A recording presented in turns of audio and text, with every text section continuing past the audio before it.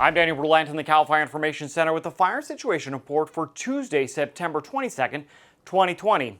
It's the first day of fall, but still over 18,700 firefighters continue to battle 27 major wildfires in California.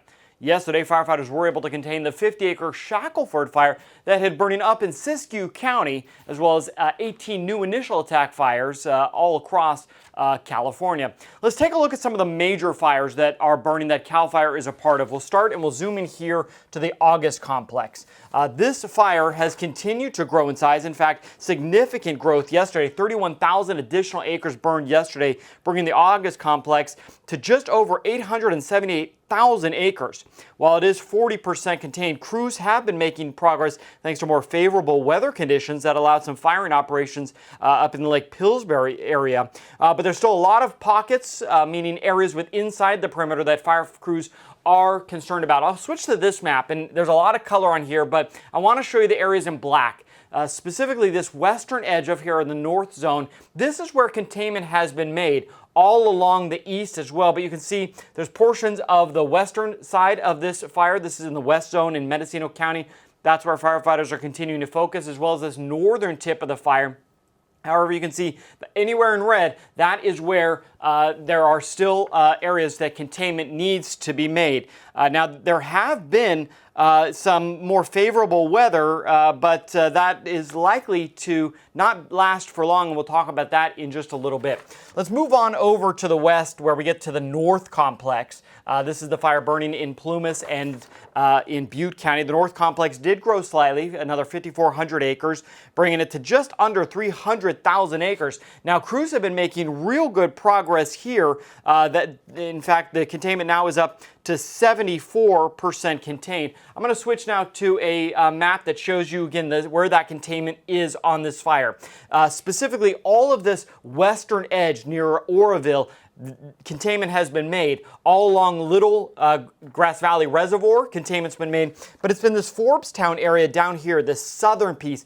This is where there's been a lot of erratic winds. This is the South Fork of the Feather River, and these winds just continue to push this fire closer into the Forbes-town area. Now, this is not the best map for clarity, but wanted to show you at least the areas where containment has been made and where work is still being done.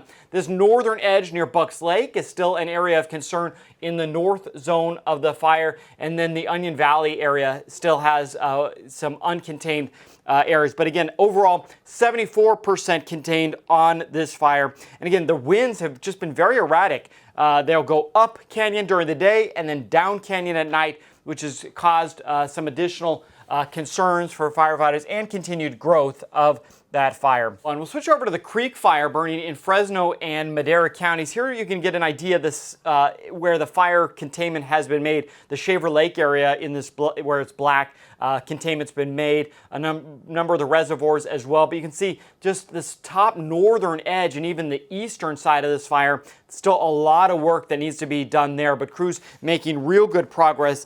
Clear overnight skies, though, actually allowed fire behavior to increase. So there was a lot of uphill runs and even spot fires.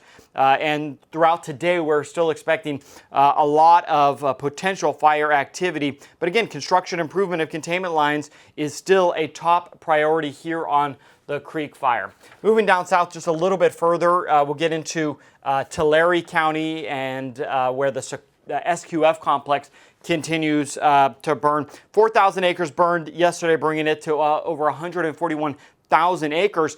Good progress here in the past 24 hours. An extra 15% in containment, bringing this fire up to 33% contained. And we'll show you here on the map. You know, you can see kind of this northerly eastern section containment has been made, but still a lot of work that needs to be done on the southern, southwestern edge and the northwestern edge. Even a few spot fires you can see up ahead. This again is the West Castle Zone, the western edge of the SFF complex that CAL FIRE is managing. So good work being done on this fire, but again, it does continue to grow in size. Again, 141,000 acres, 33% contained. And then let's go down into LA County, in LA Basin, I should say, and down into San Bernardino County for the El Dorado Fire. just a little bit of growth, 12 extra acres since yesterday, bringing it to 22,000 acres. The fire really is continuing to hold within its containment lines.